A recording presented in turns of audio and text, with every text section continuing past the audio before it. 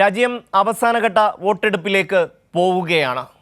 ആദ്യഘട്ടങ്ങളിൽ ബി.ജെ.പിക്ക് വലിയൊരു മുൻതൂക്കമുണ്ടായിരുന്നുവെങ്കിൽ ഏഴാം ഘട്ടത്തിലേക്ക് എത്തുമ്പോൾ ഇന്ത്യ സഖ്യവും ബി.ജെ.പി സഖ്യവും ഏതാണ്ട് തുല്യമെന്ന അവസ്ഥയിലേക്ക് എത്തുന്നു എന്നാണ് വാർത്തകൾ പുറത്തു വരുന്നത്. ഇനിയിപ്പോൾ ലോക്സഭാ തെരഞ്ഞെടുപ്പിൻ്റെ ഏഴാം ഘട്ട പരസ്യപ്രചാരണം നാളെ അവസാനിക്കുകയാണ്. 57 മണ്ഡലങ്ങൾ ജനവിധി തേടുന്നത് ഈ അവസാന ഘട്ടത്തിലാണ്. പ്രചരണത്തിൽ വളരെ സജീവമാണ് മുന്നണികൾ, പ്രത്യേകിച്ചും ഇന്ത്യ സഖ്യം.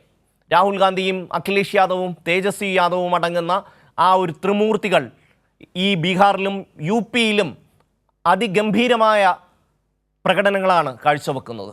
ജനങ്ങളെ വലിയ തോതിൽ ആകർഷിക്കാൻ അവർക്ക് കഴിയുന്നുണ്ട്. പഞ്ചാബിലെ കാര്യം വളരെ ഗുരുതരമാണ്.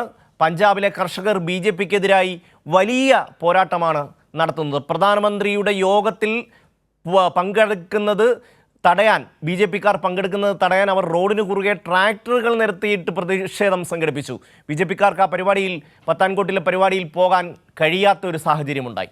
അങ്ങനെ വലിയ പ്രതിഷേധം എല്ലാ ഭാഗത്തും ഉയർന്നു വരുന്നു എന്നുള്ളതാണ് ഇത് സംബന്ധിച്ച് പറയാനുള്ളത്. അത് സംബന്ധിച്ച റിപ്പോർട്ടിലേക്ക് പോകാം. ജനവിധി തേടുന്ന ഏഴാം ഘട്ടത്തിന്റെ പരസ്യപ്രചാരണം നാളെ അവസാനിക്കാനിരിക്കെ അവസാനഘട്ട പ്രചാരണം ശക്തമാക്കുകയാണ് മുന്നണികൾ. രാഹുൽ ഗാന്ധി പഞ്ചാബിലെ പട്യാലയിലും ലുധിയാനയിലും പ്രചാരണത്തിലാണ്. കെജ്രിവാളും 3 ദിവസമായി പഞ്ചാബിലെ വിവിധയിടങ്ങളിൽ ആം ആദ്മി പാർട്ടിക്കായി പ്രചാരണത്തിലുണ്ട്. ഏഴാം ഘട്ടത്തിൽ ത്രികോണ മത്സരം പ്രതീക്ഷിക്കുന്ന പശ്ചിമ ബംഗാളിലാണ് പ്രധാനമന്ത്രി നരേന്ദ്രമോദി.